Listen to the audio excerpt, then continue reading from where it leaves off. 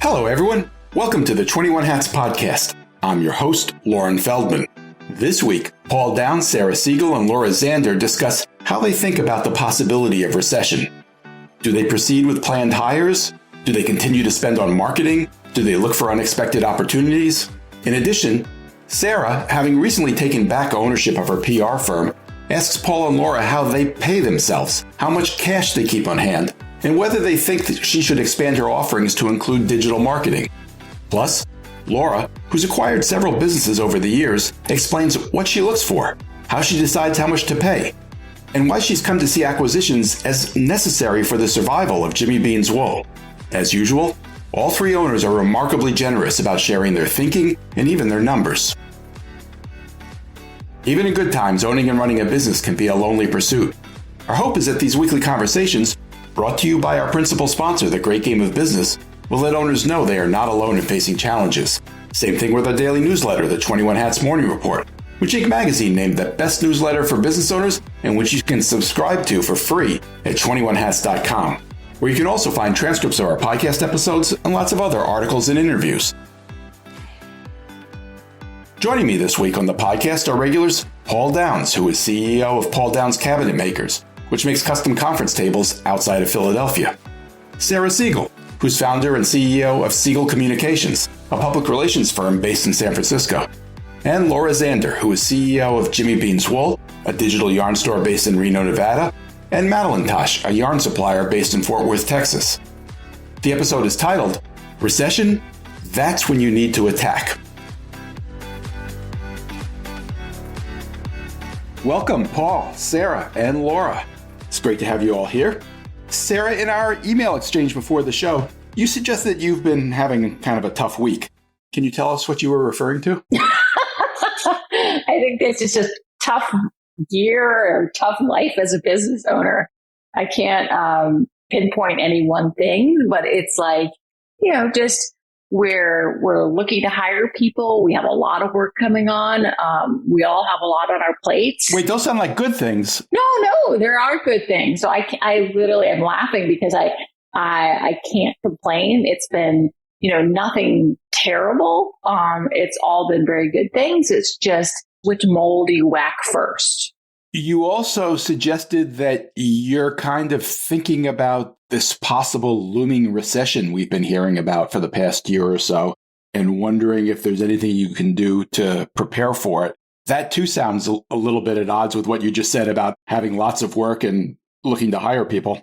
Well, I'm not saying the lots of work is necessarily always the right work. I mean, we're getting projects and stuff, I want to say, more than retainers. And there's a drawback to taking projects because if you're on a project, you know that at the end of November or wherever that project ends, all of a sudden you don't have money coming in, but you have to staff up to, support those projects. So do you work with contractors or do you add people and have that optimism that more work is going to come in or that particular project is going to continue?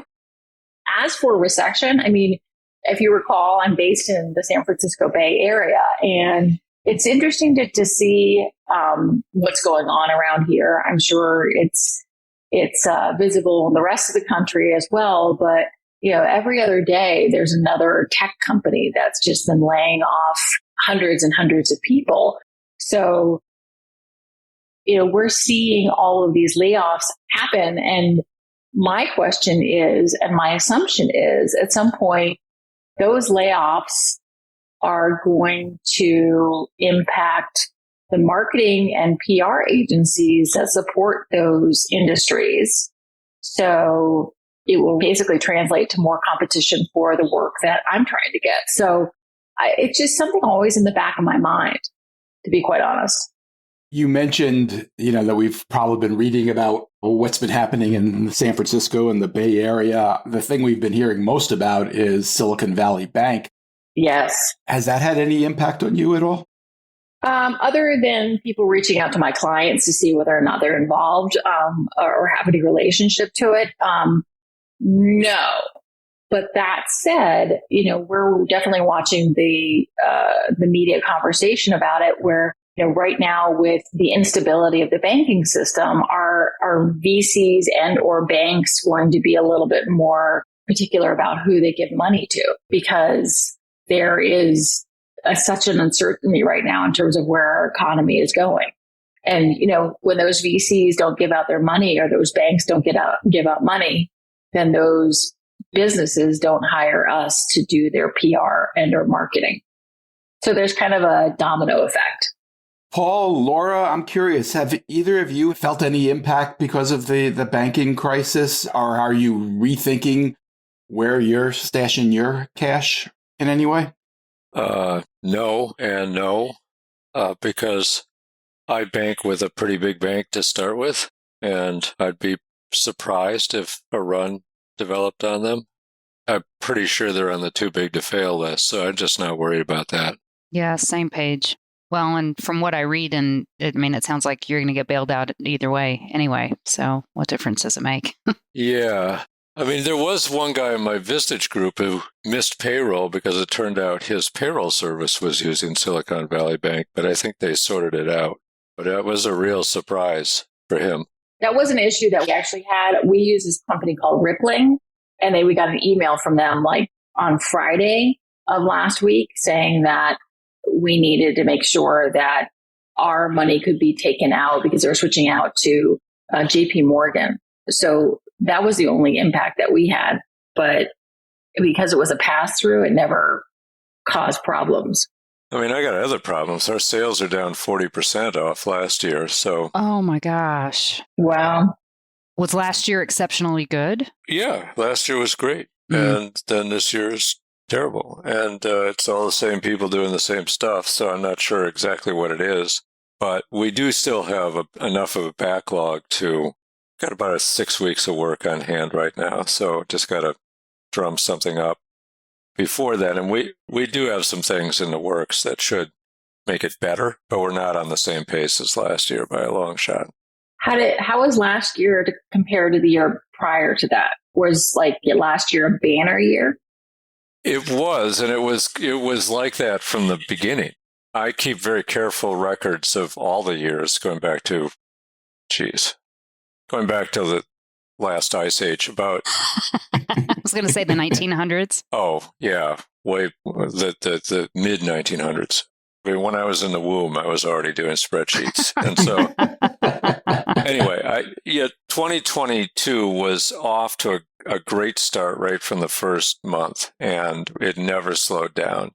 And this year's off to basically the equivalent of 2014. So going from a 5 million pace to a 3 million pace. And I've got the machine built to do 5 million. So as long as we still have work, I'm going to keep running it at that pace. But then if we run out of work, then I got to do something. So it's a white knuckler. But I've been here before. And I think that, Sarah, getting back to your question, if that was your question about how to prepare for a recession, a lot of it is just you're going to do the same things you ever did, but you just may have to make decisions about how big you are. So assuming that you're not going to go back to 0 clients or $0, you've probably had a configuration in earlier years to do the amount of business you're likely to do, and you just go back to that. And that's horrible for the people you got to get rid of, but that's the plan I'm going to do. Is that the only option, Paul? Labor? Well, that's the one that's easiest to cut. And in my business, we've got overhead, labor, and materials. And if the orders slow down, you're not buying as many materials. And at a certain point, you don't need as much labor. The overhead is more or less fixed. You can cut your own salary, which I've already done. And you can identify cash reserves you could draw on if you needed to. And that's as much preparation as you can do. Now, the other thing I'm doing is I had a whole expansion plan and marketing plan in place for this year. And in a recession, I don't cut those things. Like everybody else draws their neck in, and I'm like, no, that's when you need to attack. And so I'm going to make sure we have the money to continue all that and try to expand my share. Even if the market is going to hell, there's still people buying my product, and I'm going to make sure that we're out in front of them. Can I ask you a question of the two of you? How do you pay yourselves? Are you like a salaried employee, or do you give yourself like how do you do that? Yeah, I mean, I pay myself a salary. I mean, it's not a ton, it's six figures, but it's not not what it would take to replace you with a professional CEO. Correct. So Doug and I both pay ourselves a salary, but then it's mostly the draw stuff, right? So whatever is left, not whatever is left at the end of the year, but if there is money left at the end of the year or during the year, then we'll pull it out. But we take a really fluid approach. So let's say we take $100,000 out during the year and then we decide we're going to buy another business, then we might put that $100,000 right back in, and reinvest it in the business. So yeah, it's a little fluid. How about you, Paul? Well, I learned maybe 20 years ago that if you don't pay yourself a regular salary, you just don't pay yourself. So back in the day, I started doing that. Just like I'm on the payroll, I got to get paid. And that was helpful in starting to make some money out of the company. My situation now is a little bit different because I have a minority shareholder, my brother, who owns 23% of the company, and we're an S corporation. So if I take a draw out of profit, I theoretically have to send a quarter of every dollar to him. And it's easier for me to just take it myself as salary, pay the taxes on it, and not have the profits. And he's a dream partner because he doesn't need the money and doesn't care what I do. But he's a shareholder, so I'm honor bound to, give him some if we're doing distributions. But it's just the way it all works out, it's just better for me to move my salary around and pay as much as I reasonably can as salary. And I find it more convenient to just pay the taxes in payroll too than to have to make the quarterly payments and blah, blah, blah, blah, blah. I mean, I still have to do that. But yeah, I'm not sure that my situation is directly applicable to anybody else. Other than if you don't pay yourself, like Sarah, are you on the payroll right now? Are you making a regular salary? We had a parent company up until the end of last year, and we spun back out of that company and reestablished ourselves. So going into January, I knew that, we would be at $0 January 1st and starting to invoice. So I knew that the Q1 would be a little bit iffy in terms of me getting paid. In fact, I took $20,000 of my own money, put it back in the company just to make sure that I could make payroll while we were waiting for invoices to be paid. And so I'm on payroll, but it's nominal, and it's enough to pay for my health care and pay for taxes and all that kind of stuff. I've managed to pay back 75% of the money that I had put in. And now I have a little nest egg, right? And I can pay myself back. I have a couple other things I need to deal with, but Q2 is where I'm going to be looking at my P&L and going, oh, well, I can actually pay myself a salary. Do I do that, or do I take withdrawals? I'm kind of in this decision space right now. In my situation, there's not much difference between whether, in terms of the taxes, of whether I pay myself as salary or pay myself out the other end. So there's less money in my pocket if I pay myself from the draw because, as I said, I got to split it with somebody. Our approach has just always been, because we've had some bad years, keeping our salary at a level that doesn't tax the business, and gives us the flexibility. So yeah, we pay ourselves a salary for kind of accounting reasons and for tax reasons. But, we've talked about increasing it, and I don't know, we just would rather have the flexibility of giving ourselves the draw if that money is there versus being tied to a salary and all of a sudden you have a bad year and then we're super stressed out because we're not profitable and maybe we have to kick more money in because we paid ourselves too much in the salary and all that kind of stuff. So we've taken a really gradual approach to kind of increasing it. I don't know if that's helpful at all, but we've been very conservative. I'm curious about your use of the word tied to a salary. I mean, you guys are the decision makers. You can change it whenever you feel like it, can't you? I can, but I mean, the emotional side of that and the oh my God, I need to cut my pay. I don't know. That just feels like it's just easier emotionally, I guess. I started off this year with my salary at $280,000 a year, which is I'm pretty happy with that. And then looking at the lack of sales and the cash that we're not getting, but still wanting to maintain the marketing efforts and some equipment purchases, I just cut it to $100,000 a year. So like, okay, I just freed up $180,000 in my budget. And if I need to cut it again, I'll just do it. I think that part of the answer for everybody is on the other side is, what do you need to run your life? And Laura, you don't have a kid in college yet, but it's coming at you. And mine are done with that, thank God. And Sarah, I don't know whether you have children, but everybody's got a particular financial situation, and the company is part of that. And I think there's a great comfort in being able to dial it up or dial it down. Like, I don't have to ask anybody's permission. I just do it, which is nice. Yeah, that's a great point, Paul. And that's, I guess, part of our approach has been, let's just make our salary as well, what we need to live our lifestyle. And then if there's gravy, there's gravy. Laura, when you're taking a lower salary, are you building up a cash reserve in the business? 100%. Yeah. And what is that? What's your target? Do you like to have $500,000 lying around, or $1 million, or $100,000, or what is it? That's a great question. And I'd have to ask Doug what his comfort level is. But yeah, somewhere between $500,000 and $1 million. Yeah, that's a pretty good, healthy pile of cash. And yeah. And for us, we've done four acquisitions in the last 5 or 6 years. We get opportunities all the time. So it's more like, are we making enough that we can live? And then whatever is left over, we can either decide to invest in ourselves, or we can decide to invest it in another business to help us grow more. So it just gives us some flexibility. It gives us cash flexibility. For the cash reserves, like what percentage of your revenue, or what does that $500,000 reflect? Oh, that's a great question. And, I don't know. We'll do about 14 million this year. So you could do the math.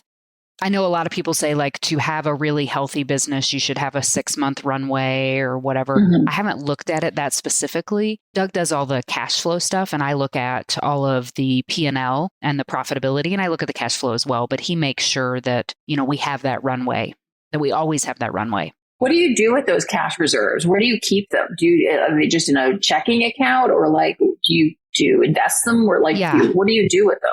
A combination of all those things. We've got some just sitting in cash that's liquid, readily available at any point. And then we put a bigger chunk away in investments. And then if a big investment opportunity comes up, then maybe we will sell those off and use that as cash. It also depends on the market. Like if the market's really low, then we might put more in the investment side and less in the bank.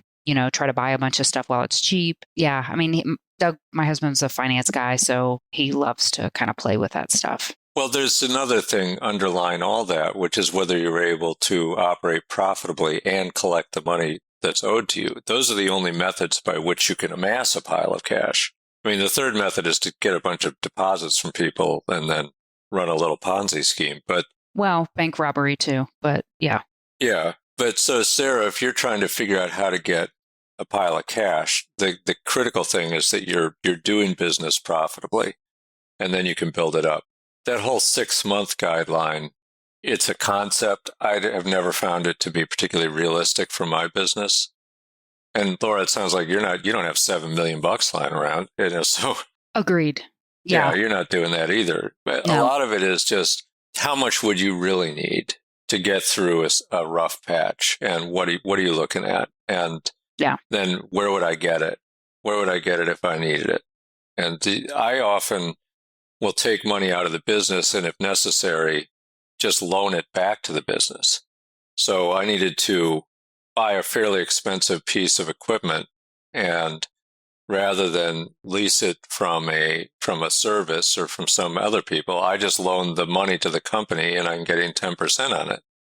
And I could change that anytime I feel like it. Like, once you have some personal assets, you can use them in the business and often deploy them in a way that would be difficult to replicate going to the open investment market, because you have control over the whole thing, both ends of the deal. So you can set an interest rate, you can decide, payment schedules, prepayment, whatever. Yep. Now, I know that there are legal limits to what's considered to be reasonable amounts of interest to pay, but these days 10, probably even 15% isn't going to raise anybody's eyebrow. So it's a way to get income out of the business in a way that's just like it's under your control. and a better alternative than a lot of other ways to park cash. That's a really good one. We will loan the business money, but we never do it that formally. I mean, we just kick in, if we need to kick in some money because we've got something going on. Like we had an opportunity to bring in a couple of containers of product as opposed to just small air shipments. And it would make sense but it would take us a year for that financial benefit to really hit. So we just, we kicked it in personally, and then we usually pay it off within a couple months. So we don't worry about the interest or worry about the schedules. So I guess for us, Sarah, like we just kind of look at it all as, and this is probably the wrong way to do it, but our personal money and our business money. And again, there's a lot of fluidity to it. And we kind of think about it as, is there something that we personally would like to invest in, as part of this business? Let's go buy. We know that if we spend $200,000 on bringing these containers in, we're going to end up saving $50,000. So, is that return on investment worth the money, and worth the risk? And that's more than we'll get on the stock market. So we just do that. Interesting. I'm at a decision point right now where I can start giving myself a decent salary, or I can hire more people. And which is going to grow the business more? I think hiring people. I think getting me out of the weeds and getting more people to do kind of the stuff that I shouldn't do anymore is going to help the business. And so it might mean another quarter of beans and rice at home. But I think that the long-term benefit is worth it. But it's just, it's kind of hard to digest too. Yeah. I mean, beans and rice are good for you. It's like lots of protein. I mean, that's just a sweat equity. Like, where do you want to invest it? And to me, where are you going to get a faster return on your investment? So either you pay yourself $50,000 or you hire somebody else. Yeah. For $50,000, and which one of those is going to make the bigger impact? And it sounds like you could scale things faster by hiring somebody else. Yeah. In the Bay Area in particular, there are a lot of PR agencies that are like 100% tech, and that's all they do.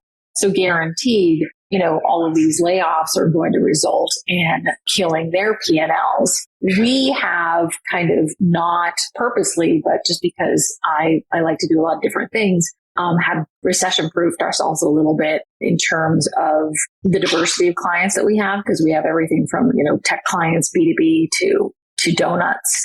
But is that enough to keep us insulated from any official downturn of the economy?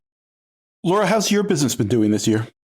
It's good. It's steady, stable, no huge ups and no huge downs. So yeah, I mean, we can't complain. We're working on the efficiency side. We're working on what we've been working on the last couple of years, which is creating higher margins, becoming more efficient, reducing some of our expenses and raising people's wages, so moving that around. Do you see any signs of recession in your various businesses? Oh, no, not really. But I guess that's not true. Yeah, I mean, we're seeing lots of fallout in our industry. A lot of businesses for sale, quite a few compared to... Like yarn shops around the country? Shops, manufacturers, distributors, all of the different variants. I'm probably getting, realistically, maybe one every 2 weeks. I'll get notice of somebody who's trying to sell or is selling or is going to just shut their doors and go out of business. How do you get notified about that? They contact me and ask if we're interested in buying them, usually. Because you have been buying businesses over the last few years? Yeah, we're kind of on that list of potential buyers. Or, just rumor mill, somebody will say, hey, double top secret, just want you to know this is what's going on. What's a good looking business to you? Like one that's about to fail probably isn't all that attractive. But no, those are actually the most attractive. You think so? Why? Yeah, just because they're the biggest challenge and that there's the most upside. That's where we've had success, that we can rebuild and restructure and turn around. What we tend to be good at, I guess, is financial management, figuring out where there are efficiencies. And, we've got some technical savvy that a lot of these other businesses don't have. So yeah, that's the fun part, is finding people who are about to go under and who have perhaps been mismanaged, and we can just jump in. Do you have any examples of that? Like where you were able to, like you found something that was a sinking ship and was able to really resuscitate it? Oh, yeah. Yeah. I mean, that's every business that we've bought over the last few years. And we've actually bought some assets over the last couple months that we will probably next year end up putting some energy into and resuscitating. But yeah, I mean, the yarn manufacturing company, I mean, they were on their way out, and we've resuscitated that, restructured all the staff, brought it back to life, brought it back to profitability, restored their image, restored the culture, in the business itself. And then, there were a couple of other brands that we had purchased. One had been completely shut down, and we just, brought it back to life and made it $1 million business again. And then another one was a smaller business. What's your secret sauce? Probably that sweat equity that we were talking about, just working your ass off, gaining 10 pounds, eating crap for 6 months, not sleeping, working as hard as you can possibly work, and digging in and refusing to fail. And then the financial side of it. Have you regretted any of the purchases you made? Long term, no. In the moments, yeah, of course, absolutely. Like we bought one in October 1st, I think, is when we closed on it. So it was our first distributorship. So now we're the North American distributor of this yarn that's made on the Shetland Islands in Scotland. It's, from a mill that's 135 years old. And as it turned out, I don't regret purchasing that distributorship, but the timing was terrible. We had to let a key player go in our business about a month before.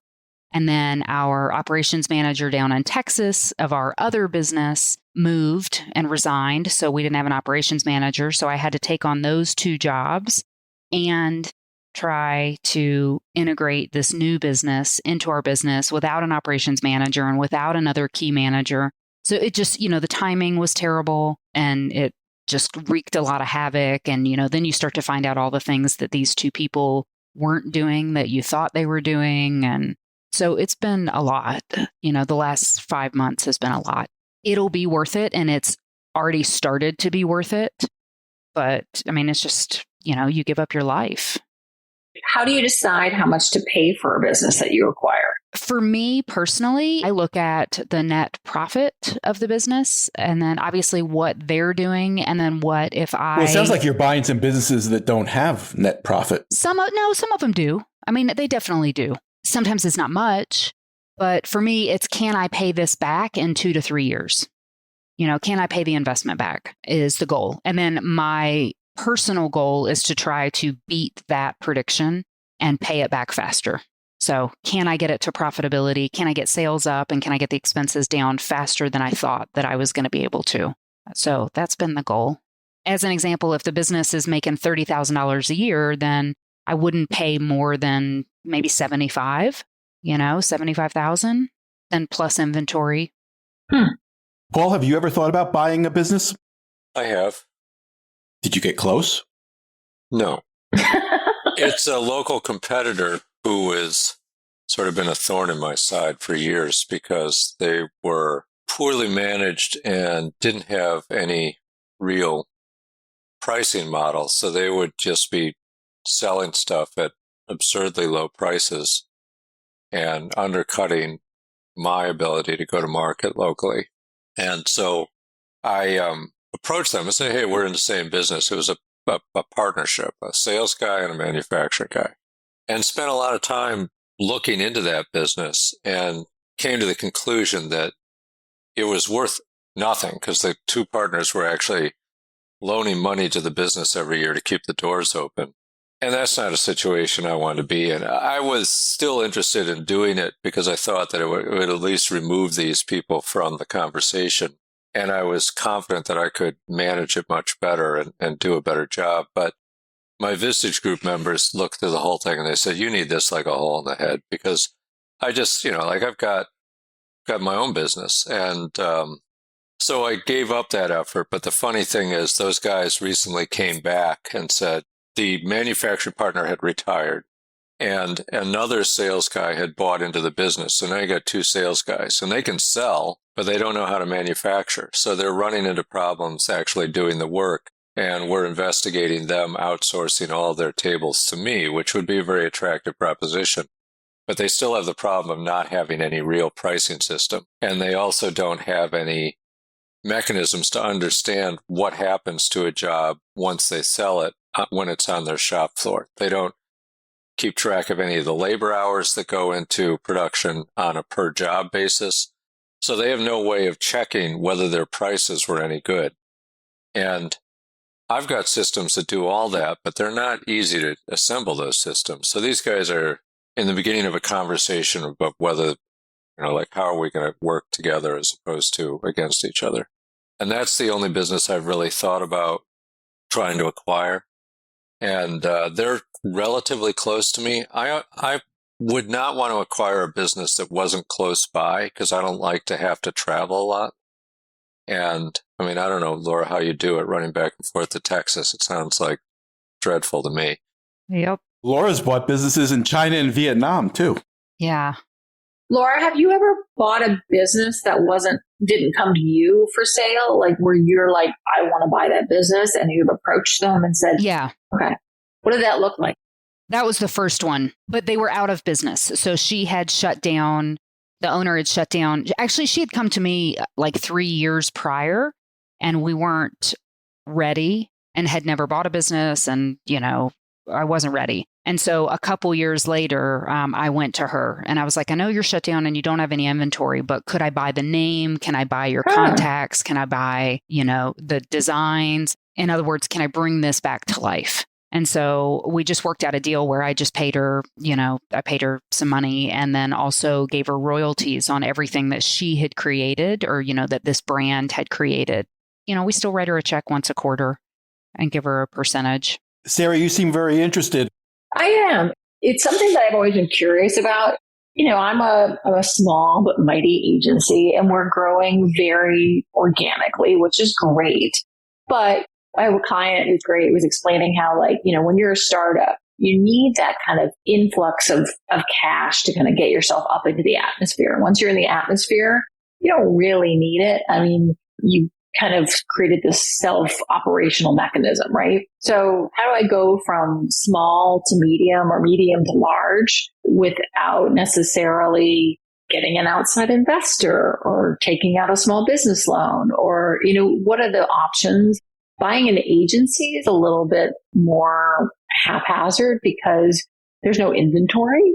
You're buying essentially clients and expertise. So it's not something I know much about. So that's why I'm asking questions. Yeah. I mean, I don't think that I even thought about it that strategically. It was a little more just kind of ADHD kind of, hey, some of this stuff has come to my lap. Now I'm starting to look for it a little bit more now that it's, we've done it so many times. It's not even how do I go from a small to a medium to a large business. It's just how do I keep surviving? How do we keep kind of diversifying, if you will? Yeah. How do we have new projects? How do I have new stuff out there and just kind of watching the market and seeing where the market grows and recognizing, I guess, that the part of the business that we had in 2010, I mean, it's just not relevant anymore. We have gone from, I might have mentioned this before, but 10 years ago, 100% of what we sold was made by other people. We sold other people's stuff. And now about 70% of what we sell is stuff that we create ourselves. And that's just happened kind of naturally over the years. And now we're kind of looking for more and more things where we have more margin so we can pay people more so that we can keep the same people. And even if our sales don't necessarily increase, our margins increase, so we have more cash, so we can do more interesting stuff, so we have more control. And then as you watch all these businesses go away that we were reliant on selling their stuff, we need more control. That was a big watershed moment for me. There was a couple years ago where I recognized, why are our sales not increasing? And I went and I was doing some data research and saw that we had done $750,000 in sales of businesses that don't exist anymore. They've disappeared over the last 2 years and we hadn't replaced those sales with new brands. And so just recognizing kind of the attrition in our own industry. Our core focus is earned media and social media, organic social media. That's what we do. We do it very, very well. But I can't tell you how many times in the course of this year already, we've been asked by clients or potential clients if we would do their digital ad spend as well. And that is not our core competency. We don't have anybody in-house that does it. I do have a couple external partners that I've referred people to. Do I figure out a way to add it to our offerings? And how do I do that? Yeah. I mean, I might try it, test it once, see how it goes. I literally had a client come in like this week and looked at me and was like, I will give you this amount of money. I don't want anybody else to do it. We trust you. I want you to do it. And they know you'll figure it out. Paul, if somebody came to you and said, look, I know you don't make chairs, but if you'll make us a chair, similar to would you do it? I mean, No. If they're throwing you big money, you wouldn't? No, hell no. I mean, I get asked to do that stuff all the time. And when I was starting out and I didn't have 1 million customers, I would do it. And so now I don't do it because I know what that's like. I'm always very concerned about, first of all, what are the client's expectations? Sarah, this guy's going to give you all his money, but he wants something back at the end of the day. He wants clients. Yeah. So can you deliver that? Are you confident that you can do that? Managing digital ad spends, that's quite complicated in my experience. And you need to, depending on the platform, you need to sort of understand each platform, how it's administered, how it's reported, how to interpret the reports. What are they not telling you? There's so many ways that could go wrong. I would hesitate to jump into it without the client being totally aware of what your weaknesses are. And so I find that saying no to business, which is not the business we're in, has been a good move for me because we're really, really good at something that very few people know how to do. And everything else that people ask me to do, somebody's already really good at it, doing it. And we're just going to get our brains beat out if we try to beat them. And so why bother? Yeah, and I take the exact opposite approach in that. I shouldn't say I take the exact opposite approach. And obviously we're, in very different kinds of businesses. So the risk and reward is very different. But for me, it's my core competency really is treating people well, being good to customers. It doesn't matter what I sell. It doesn't matter what service I provide, because that just is, that's almost just like a symptom. So for me, Sarah, we've never made yarn before. I've never made handbags before, but the risk was so low. And, I was able to isolate the risk that we were willing to say, okay, $50,000, or whatever the number is. You hire one person for $50,000. What's the potential upside? If the potential upside is that this is a whole new side of your business that you didn't even know could be, maybe this is your future. Maybe this other part is kind of dying and this is where all the growth is going to happen, but you won't know unless you try it. Yeah. I know. And there's a huge gray area in terms of paid and unpaid media now. And it's part of me, it has that perspective of I need to add to our offerings in order to maintain relevancy in this space. We're really good at what we do, but paid advertising, you see all the media, Yep. It's digital marketing is such a mess. And I can understand why your customers are coming to you, Sarah. You're building credibility with them and they see this as a natural extension. But whether it really is or not is an interesting question because digital marketing is so tough. There's two levels of risk. There's the risk that the whole situation, the vast forces involved here are just against you. And that's why people are coming to you. Because even the people that they've hired who are really good at it can't succeed in an environment where the utility of digital advertising is just going down the toilet. That's one possibility. The other one is it could be a great field, but their people aren't executing, and why not? So I would want to understand why people are coming to you and what expectations they have. And then can you actually operate in a way that's better than whatever anybody else is doing? I mean, we went through all this when the pandemic started, and here I am making giant corporate conference tables, and people are like, well, why aren't you making stand-up desks for home or home office? I was like, well, there's already people making all that, and they're doing a much better job than I can. And I can't just like emergency ramp up a credible product and marketing effort in a hurry, and I'm not even going to try. And that turned out to be exactly the right decision. So I think you could either say yes or no to the opportunity to do that, but you should really think carefully about what's involved and what happens if it goes wrong.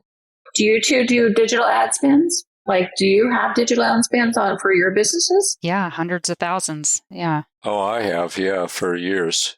I mean, I've been dealing with Google since 2003. So do you have an outside agency that does that for you?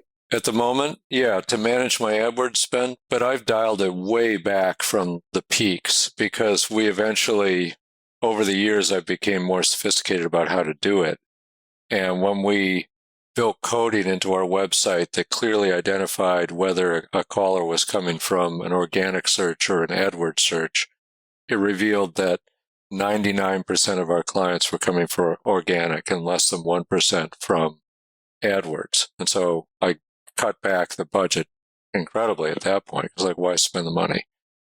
And, don't even get started on trying to advertise on LinkedIn or Facebook or Instagram. Each platform is going to be different and have a different sweet spot, different way to succeed. And I don't know how easy it is to get that expertise very quickly. That might be a case where you try to acquire someone who knows how to do it. But I don't know whether anybody knows how to do it. It's constantly changing.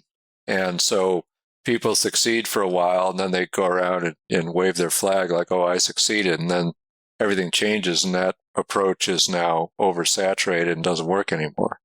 So I don't know what to say. Yeah, I mean, have been doing digital advertising for forever. In fact, I think that's, one of the first times that Lauren and I talked and met was, talking through our YouTube strategy, which was organic, but then turned into digital and all, paid and everything. My guess is that people are coming to you because you already know their story.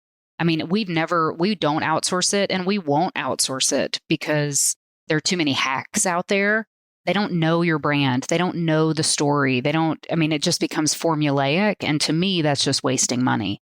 So somebody's got to really understand who you are, what differentiates you, what makes you newsworthy, all these kinds of things. What does your team look like that does that for you? Like, how many people do you have working on that? We have a team of 1, 2, 3, 4, but really one person. She really manages that. So she manages, all the Facebook advertising and the Google and everything else with a little bit of help. How much do you pay her? Do you know? I do. I mean, she's paid kind of an executive salary. And what's your total spend on just the media every year? A couple $100,000. So you're at $10,000 a month plus. Yes, more like 20. Okay. I was at $12,000 a month for many years, and now I send Google $2,000 a month, mostly because I just think they want money. Let's give them some.